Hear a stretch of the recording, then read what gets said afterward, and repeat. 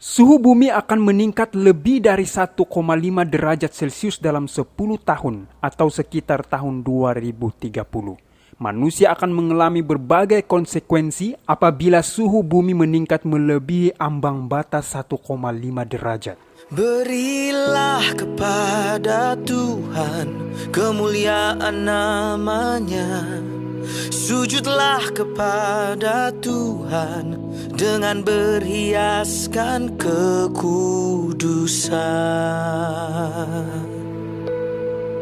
10 tahun akan datang, kita masih tidak pasti apa yang akan terjadi pada bumi. 5 tahun akan datang, kita juga tidak pasti apa yang akan terjadi pada bumi. Bahkan 1 tahun akan datang, kita tidak pasti apa yang akan terjadi pada bumi kita. Semakin hari, bumi semakin menunjukkan taringnya kepada manusia. Kita sudah pernah mendengar berlakunya tsunami, tanah runtuh, banjir, penyakit berjangkit seperti virus dan sebagainya. Baru-baru ini kita dikejutkan dengan suhu bumi yang sudah berada dalam 1,2 derajat Celcius.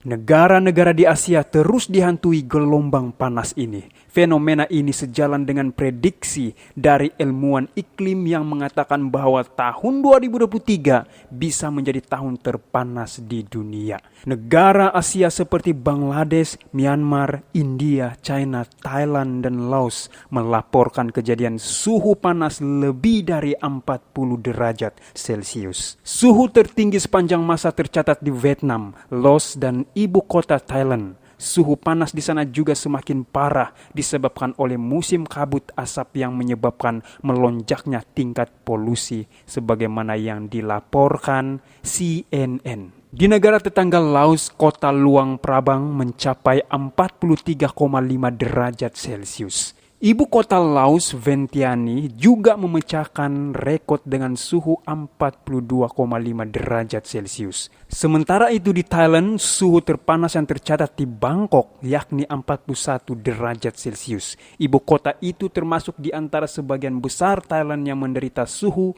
di atas 30-an hingga 40-an Celcius sejak akhir Mac.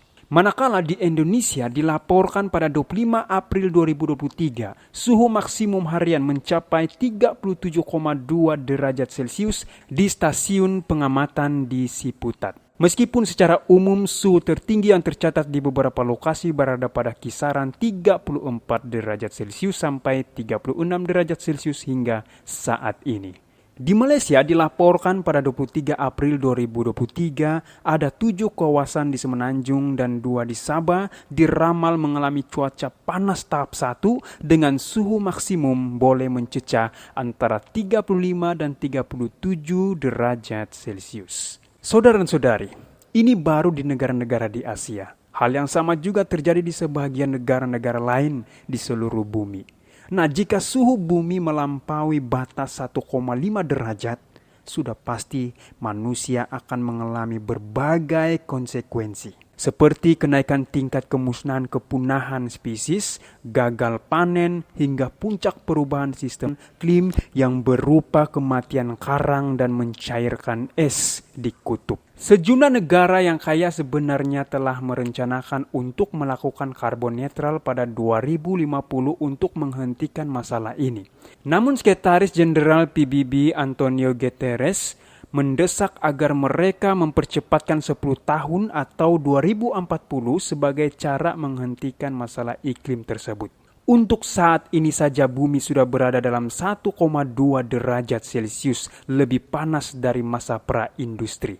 Dampaknya juga telah dirasakan. Tahun paling hangat yang kita alami saat ini akan menjadi tahun terdingin di satu generasi, kata ilmuwan dari Imperial College London Frederick Otto.